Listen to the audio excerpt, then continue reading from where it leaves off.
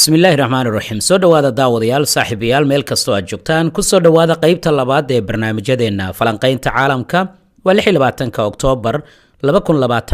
maalin axad ah waxaan qaybtan kugula wadaagi doonaa xogaga iskacabinta ee xamaas waxay ogol yihiin in hubka ay wareejiyaan laakiin waxaa jira 4 shardi oo adag oo miiska ay soo saareen.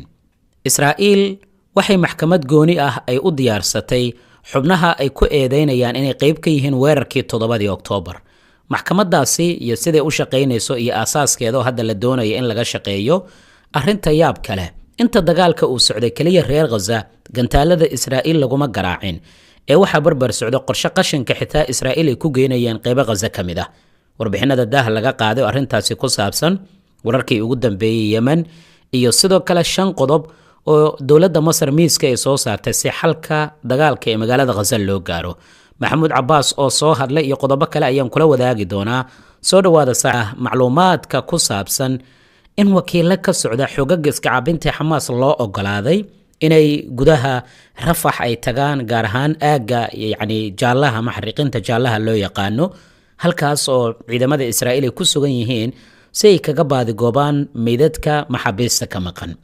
sheekadan ama warkan waa mid cusub oo hadda goordhow warbaahinta Al-Carabiya ay baahisay faahfaahin dheeraada lama hayo laakiin horey waxaan idinkula wadaagay in caqabadaha xamaas ka haysta helidda meydadka qaar inay qayb ka tahay in goobaha qaar ay lagu tuhunsan yahay in Israa'iil ku dishay askarta ama dadkii Israa'iiliyiinta ahaa in ciidankooda ay ku sugan yihiin. bal sheekadan adigu maxay kula tahay qaybta hoos aragtidaada ku reeb. madaxweynaha Falastiiniyiinta Maxamuud Cabbaas waxaa lagu waramayaa inuu soo saaray maanta bayaan uu kaga hadlayo xaaladda mustaqbalka ah ee Falastiiniyiinta. bayaanka waxa uu dhigayaa marka haddii ay bannaanaato jagada madaxweynaha maamulka Falastiiniyiinta in golaha sharci dejinta marka hore aysan shaqo qaban doonin laakiin xilka si ku meel gaar ah uu u qabanayo ku-xigeenka gudoomiyaha guddiga fulinta ee ururka xoreynta Falastiiniyiinta. waxaana uu gudoomiye ku-xigeenku markaas noqonayaa madaxweynaha dowladda Falastiin. waxa uu xilka hayn doonaa muddo aanan ka badnayn 9 maalin yacni 3 bilood. inta lagu guda jiro marxaladaasina waxaa la qabanayaa doorashooyin xor ah oo toos ah oo lagu soo dooranayo madaxweynaha cusub sida uu dhigaya sharciga doorashooyinka ee Falastiin. haddii aanan muddadaasi doorashooyinka lagu qaban marka waxa ay golahu ay kordhin doonaan muddo kale laakiin hal jeer oo kaliya ay muddo kordhinta samayn doonaan si loo qaban qaabiyo doorasho guud oo ka dhacda guud ahaan dhulka Falastiiniyiinta. bayaanka cusub ee dastuuriga marka wuxuu meesha ka saarayaa bayaankii hore ee dastuuriga ee hore loo soo saaray kaas oo dhahayay ama oranaya si loo ilaaliyo maslaxadda qaran ee shacabka Falastiiniyiinta waa in sida ugu dhaqsiyaha badan loo qabtaa doorasho isla markaana gaab uusan u imaanin haddii madaxweynaha uu geeriyoodo ama ugu yaraan uu xilka uu ka tago. maxamuud cabbaas marka maanta bayaan ayuu soo saaray waxa uu ku yiri aniga oo aaminsan in si buuxda aan uga warqabo marxaladan xasaasiga ah ee taariikhda dalkayga iyo qadiyadda Falastiin iyo aniga oo gudanaya mas'uuliyadda taariikheed iyo kan dastuuri ee ilaalinta nidaamka siyaasadeed ee Falastiiniyiinta difaacaya dadkayga ilaalinaya dhulkayga iyo sidoo kale damaanad qaadista amniga iyo ilaalinta hay'adaha dastuuriga ah iyo joogteynta shaqadooda waxaan oranayaa haddii ay bannaanaato jagada madaxweynaha maamulka qaran ee Falastiiniyiinta waxaa waajib ah muddo 9 cisho gudahood in lagu soo dhiso ama lagu soo doorto madaxweyne cusub. muwaadin kasta oo ka mid ah dadka shacabka ee Falastiiniyiinta waxa uu ka tarjumayaa karaamada muwaadinnimada oo ah tiirka dhismaha qarankeena isla markaana xorriyadda qofka sareynta sharciga iyo xoojinta qayimka sinaanta dimuqraadiyadda xisbiyada badan iyo cadaaladda bulshada waa saldhigga sharciga. nidaam kasta oo dalka hogaamin doona xilliyada soo socdana waa in uu ka shaqeeyaa ilaalinta qayimka iyo qadiyadda Falastiin si taasi loo xaqiijiyo marka iyada oo laga duulayo baahida iyo masaalixda qaranka ee ilaalinta xasiloonida. waxaan soo saarayaa bayaankan dastuuriga oo ku cadeynayo mabda'a kala sareynta hay'adaha dawladeed iyo wareejinta xilka si nabad oo dimuqraadi ah iyada oo loo marayo doorashooyin xor ah oo hufan. sidaas ayaa lagu yiri bayaanka maanta uu soo saaray madaxweynaha Falastiin Maxamuud Cabbaas. waan arki doonaa qodobkaasina waxyaabaha ka soo kordha. xogaga iskacabinta xamaas waxay shacay ka qaadeen inay diyaar u yihiin inay wareejiyaan hubka haddii la helo dhowr arrin oo muhiim u ah shacabka guud ahaan ee Falastiiniyiinta gaar ahaan reer Gaza. xogagu waxay sheegeen mar walba inay iyaga diyaar u yihiin wareejinta hubka iyaga oo ku wareejinaya maamul loo dhiso shacabka falastiiniyiinta islamarkaana hubka aysan ku wareejin doonin hay-adaha amniga ee aan awoodda u lahayn inay maamulaan ama xaqiijiyaan amniga guud ahaan ee shacabka falastiiniyiinta. khaliil alxaaya oo ka mid a mas-uuliyiinta u sarreeya xogaga iskacaabinta ee xamaas ayaa warbaahinta u sheegay in aysan marnaba ogolaan doonin in hubka ay wareejiyaan iyadoo weli dhulka falastiiniyiinta gumaysi uu ka jiro. waxaana uu soo saaray kadib waraysi uu siiyey telefishinka aljaziira 4 shardi oo adag oo looga baahan yahay dhinacyada ku fekeraya in hubka laga qaado xogaga iskacaabinta inay ka shaqeeyaan. waa tan koowaada wuxuu yidhi waa inuu dhammaadaa gumaysiga Israa'iil oo guud ahaan deegaanada Israa'iiliyiinta ay gacanta ay ku hayaan ay dib uga baxaan wax gumaysi dambana aan laga dareemin dhulka falastiiniyiinta taasoo ah waxay u dagaalamayeen tan iyo intifaadooyinkii kala duwanaa ee dhacay. waa tan labaade in doorashooyin guud oo xor ah oo cadaalad ay ka dhacaan dhulka falastiiniyiinta si loo sameeyo dowlad Falastiin oo midaysan oo matalaysa guud ahaan dadka shacabka ee reer Falastiin. waa in doorashooyinkaasi ay ka qayb galaan dadka ku nool daanta galbeed, marinka Gaza iyo sidoo kale magaalada Qudus. arrinta saddexaadna wuxuu yidhi hubkan waxaan ku wareejin doonaa hay-adaha amniga ee falastiiniyiinta ee markaasi la dhiso. tan afraadne wuxuu yidhi xamaas wax dhibaato ah kuma qabto jiritaanka ciidan caalami ah oo ka qayb qaata ilaalinta nabadda iyo hubinta dhaqangelinta xabajoojintii lagu gaaray magaalada Sharm el-Sheikh taasoo ka dhigan xogagu inay tanaasulaad badan ay sameynayaan marka la eego isbedeladii ugu dambeeyay ee dhacay tan iyo heshiiskii 9kii bishan lagu gaaray magaalada Sharm el-Sheikh oo dalka Masar. saacadoon kadib madaxweynaha Mareykanka ayaa warbaahinta la hadlay waxaana uu sheegay madaxweyne Trump in muddo 48 saacadood loo qabtay xogaga iskacaabinta si ay u soo wareejiyaan meydadka maxaabiista Israa'iil ee weli maqan oo aan la soo wareejin. haddii kale waxa uu ku hanjabay inuu ula dhaqmi doono si cadaalad ah sida uu hadalka u sheegay madaxweyne Trump. cadaaladaasi markama waxay ka dhigan tahay inuu Netanyahu u ogolaan doono dagaalkii inuu dib ugu soo laabto. Trump wuxuu ku adkeeyay in heshiiska xabajoojinta uu shaqaynayo balse xogaga iskacaabinta ay mararka qaarkii jibinayaan mabaadi'da ku saabsan wareejinta dhammaan meydadka ee gacanta ay ku hayaan. sidaasi daraadeed wuxuu sheegay hadda in 48 saac soo socota ay muhiim ay tahay dhexdhexaadiyaashu inay ka shaqeeyaan in xogaga ay soo wareejiyaan meydadkaasi. taasina waa mid keentay in Masar loo ogolaado inay qalab ay geyso gudaha magaalada Gaza si baaritaan loogu sameeyo meydadka. Israa'iilna sida hadda warbaahinta qaar ay baahinayso waxay ogolaatay in ay xogaga iskacaabinta wakiilada ka socda ee baadigoobka meydadka ku jira ay tegi karayaan marinka Rafah. dhinaca kale ma ka warhaysaa in Israa'iil hadda ay meel marinayso sharciyo la doonayo in lagu sameeyo maxkamad gooni ah oo lagula xisaabtamayo cid kasta oo lagu eedeeyay inay qayb ka ahayd weerarkii 7 Oktoobar. qodobada sharcigaasi waxa uu dhigayaa in si sharci ah loo codeeyo in 7 Oktoobar ay ahayd maalin xasuuq qaran oo Israa'iil ah oo ka dhana Yahuudda, in la dhiso maxkamad gaar ah oo aan ku tiirsanayn garsoorka hadda ka jira gudaha Israa'iil, iyo in siyaasadda dacwadaha ay go'aamin doonaan wasiirada cadaaladda, difaaca iyo arrimaha dibadda. in maxkamadaasi ay yeelato awood ay kaga baxdo xeerarka cadeymaha iyo habraacyada garsoorka ee caadiga. yacni ruuxii la soo qabto oo lagu eedeeyo weerarkii 7 Oktoobar in maxkamadaasi la geeyo habraac iyo cadeymo iyo waxyaabo la mid ahna aan loo raadin oo horey go'aan laga gaaro. iyo in sharciga lagu dabaqo sharcigii hore loo meelmariyay 2002 kaasoo ogolaanaya in la xiro qof kasta oo lagu tuhmo in dagaal uu kula jiro Israa'iil iyada oo aan la soo bandhigin cadeyn rasmi ah. sharcigan marka waxa ay ka leeyihiin ujeedo siyaasadeed iyo ujeedooyin kale. dhanka siyaasadda marka la eego sharcigu waxa uu adeegayaa sidii hub siyaasadeed iyo mid nafsadeed oo ka dhana Falastiiniyiinta.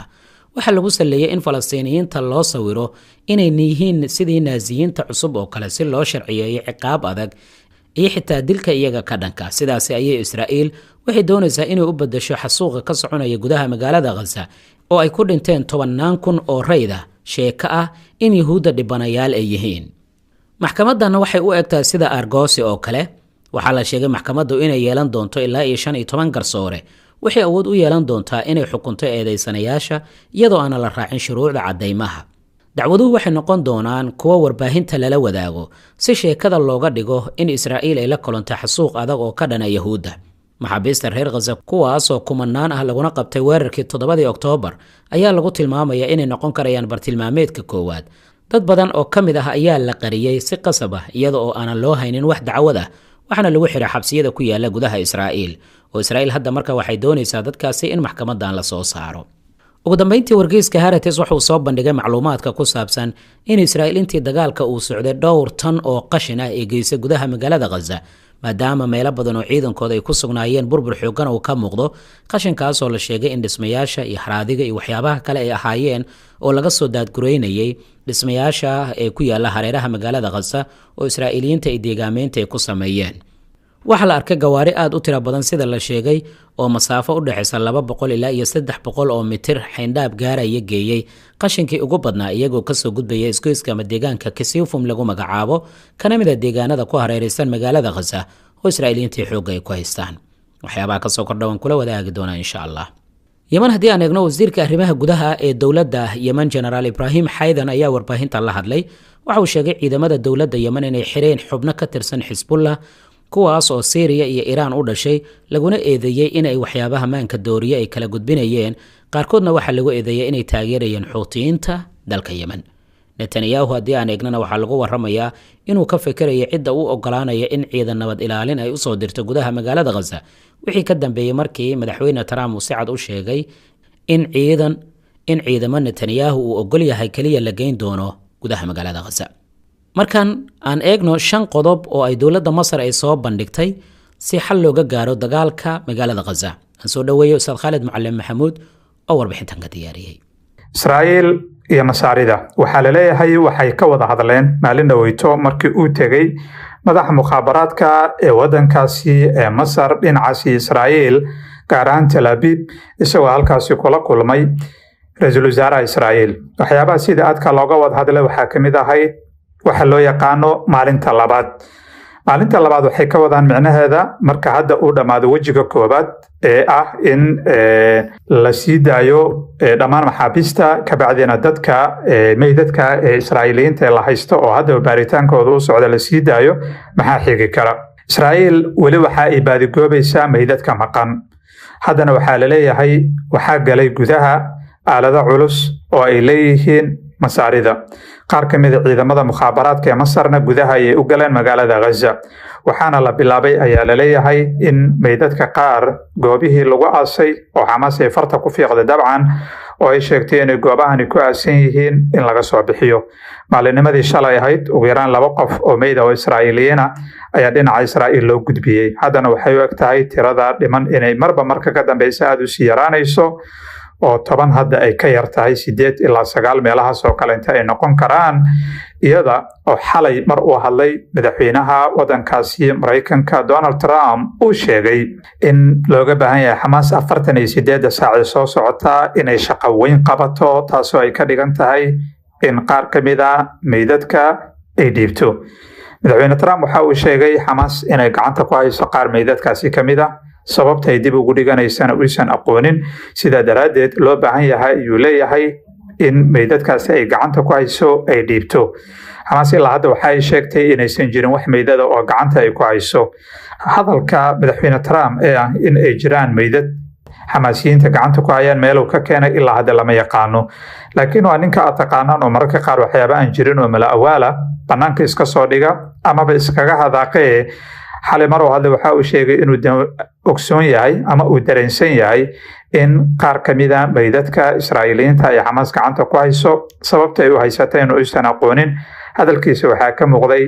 xogaa handadaada oo leeyahay waxa rabtaan in gorgortan ku gashaan meydadkaasi mar kale gorgortanka waxa uu ka dhacay ayuu leeyahay magaalada Qaahira dagaalkii Gaza waa lagu soo gabagabeeyay Sharm el-Sheikh ayaana heshiis lagu saxiixay waa inaad meydadka dhiibtaan dhanka kale inta madaxweyne Trump waxa uu muujiyay inuu waxa xogaa culays uu ka jiro wali sidii meydadka qaar loo heli lahaa oo arintaasi uu fahansan yahay una aaminsan yahay in loo baahan yahay in ay galaan qalab hor leh magaalada Gaza sida loogu fududeyn lahaa magaaladaasi sida meydadka ku jira looga soo saari lahaa dhanka kale waxa soo baxay warar sheegaya kulankii Xasan Rashaad oo ah madaxa mukhaabaraadka caamka ah ee Masaarida iyo ra'iisul wasaaraha Israa'iil Benjamin Netanyahu maxaa laga wada hadlay ilaa 5 qodob ayaa waxa la leeyahay waa laga wada hadlay Israa'iil waxay xoog saaraysaa in ciidamada Hamasiyiinta ay hubka dhigaan arintaasina ay si degdeg u dhacdo loona baahan yahay inay hubkooda xareeyaan. Madaxda Xamaas ciddii rabta inay magaalada ka baxdo loo ogolaaday inay magaalada Gaza ka baxdo, ciddii kalenta ay rabta inay dadkeeda ku dhex milantana ay dadkeeda ku dhex milanto. Laakiin dhanka kalenta waxaa la leeyahay madaxa mukhaabaraadka ee Masaarida asagana waxa uu la tegay qorshe kale. Qorshaha uu la tegay waxa uu ka kooban yahay ilaa 5 qodob. Qodobka koobaad waxa uu sheegayaa in dagaalka magaalada Gaza uu soo gabagaboobay, xabad joojintana ay noqon doonto muddo 10 sano ah. 10kaasi sano Masaarida waxyaabaha ay qorsheynayaan waxa weeyaan in magaalada Gaza aysan haba yaraatee waxbada ka dhicin. Waa qodobka koobaad ee Masaarida ay soo jeediyeen. Qodobka labaad waxa weeyaan inta laga dhisayo ciidamo caalami ah oo Masaarida iyo Turkiyaanka iyo Qadariyaanka, Indoneesiyaanka iyo sidoo kale inta Azerbaijan, Urdun, wadamo kale inta ay ka qayb galayaan in Xamaas ay magaalada gacanta ku sii hayso, isla markaana laga shaqeeyo si tartiib in amniga magaalada lagala wareego Xamaas oo ciidamadaasi iyo ciidamo kale inta oo boolisa oo Falastiiniyiin ah oo kumanaan gaaraya oo Masaarida ay tababareen ay kala wareegaan. Marka qodobka saddexaad waxa weeyaan la leeyahay in si tartiiba ay Xamaasiyiinta ugu ogolaadaan iyo qolooyinka kale inta wax iska caabinta ee gudaha magaalada Gaza ka dagaalamayay 2 sano ee la soo dhaafay inay si tartiib u ogolaadaan in amniga magaalada ay ku wareejiyaan ciidamo Falastiiniyiin ah. Qodobka afraad waxa uu noqonayaa ayaa la leeyahay in ciidamadaasi Falastiiniyiinta markay ammaanka ay sugaan oo ay gacanta ku dhigaan la sameeyo 2 tallaabo. Tallaabada koobaad oo ah in la dhiso maamul magaalada Gaza ay yeelanayso ka koobnaanaya ilaa 15 xubnood. 15kaas xubnoodna ka imaanaya kooxa loo yaqaano technocratka ama kooxa professional oo khubaro ah oo aqoon-yahan ah oo reer Falastiin ah oo dhammaanteed reer Gaza, kuwaasi oo dadka reer Gaza ay yaqaanaan, aamini karaan, wax u dhiiban karaan, ay la macaamili karaan. Marka qodobka afraad waxaa la leeyahay markii dadkaasi xukuumaddaasi la dhiso ama maamulkaasi magaalada Gaza, dad kale intana ay ku magacaabeen xukuumadda magaalada Gaza, markii la dhiso shaqada koobaad ee la qaban doona waxay noqon doontaa ayaa la leeyahay sidii loo dhisi lahaa maamul caalami ah oo ciidamadaasi ee ka imaanaya adduunyada inteeda kale into la macaamilayo. Maamulkaasi caalamiga ah waxaa loo yaqaanaa maamulka magaalada Gaza maamuli doona madaxweyne Trump ayaana madaxka sida horeyba asagu iskugu caleema saaray oo uu sheegay in uu asaga madax ka noqon doono. Maamulkaasi waxay soo jeedin doonaan ciidamada ka imaanaya beesha caalamka tiradooda inta ay noqonayso, khubarada inta ay noqonayaan, ee goobaha ay degayaan. Sidoo kale inta Masaarida waxay soo jeediyeen in ciidamadaasi loo yeelo koonfur sharciyeed. Micnaheeda ay ka dhigan tahay in ay noqdaan ciidamo ka socda qaramada midoobay oo golaha ammaanka ee qaramada midoobay uu sharciyad siiyo marka koobaad la siiyo ilaa 5 sano meelahaas oo kale. ciidamadaasi waxaa la siinayaa ugu yaraan 15 sano oo mandate ah oo iyadoo sanad walbana la cusboonaysiinayo. markay qaramada midoobay ka soo helaan oo ah qodobka afraad ee sharciyada ayaa kabacdi si aan loogu arkin micnaheeda inay yihiin ciidamo duulaan ah oo magaalada Gaza qabsanaya oo aanan sharciyada haysanin, isla markaana la dagaalamaya dadka Gazawiyiinta ee magaalada degan ama Xamaasa ama qolooyinka kale inta wax iska caabinta la dagaalamaya, si aan loogu arkin ayaa waxaa la leeyahay waxaa laga shaqayn doonaa in ay sharciyad helaan. Marka Masaarida waxay soo jeedinayaan ciidamadani in aysan noqon doonin nabad dhaliyaal oo ay noqon doonaan oo kaliya nabad ilaaliyaal. waxayna ka shaqaynayaan ayaa leeyahay sidii magaalada Gaza dib u dhiskeeda looga shaqayn lahaa, maamulkeeda loo dhisi lahaa, ciidamo oo loogu samayn lahaa ammaanka suga, isla markaana dadka magaalada ay ugu soo laaban lahaayeen kaabayaasha dhaqaalaha magaalada ay leedahay dib loogu dhisi lahaa. Markaasi ka bacdina laga shaqeeyo sidii ayada iyo daanta galbeed loo midayn lahaa, doorasho loo aadi lahaa, hal dowlad oo markaasi ay wada leeyihiin Falastiiniyiintana meeshaasi looga maamuli lahaa. qodobka shanaad waxa uu noqonayaa wixii markaasi ka dambeeya in ciidamadaasi ay korjoogteen ka noqdaan sidii ay hubka u wareejin lahaayeen Xamaas. waxaa la leeyahay Xamaas waxyaabaha ay ogolaatay waxaa kamid in hubkeeda culus gantaalada iyo sidoo kale into gantaalada garbaha laga rido ama hoobiyaasha ama kuwa lagula dagaalamo taangiyada, waxyaabahaas oo dhan waxyaabaha ay ogolaadeen ayay kamid tahay ayaa la leeyahay inay dhiibaan. halka hubka fudud ee qoryaha dorondooriga u dhaca ama AK-47 iyo waxyaabahaas oo kale inta kuwaasi inay iska haystaan ayay ugu talagaleen.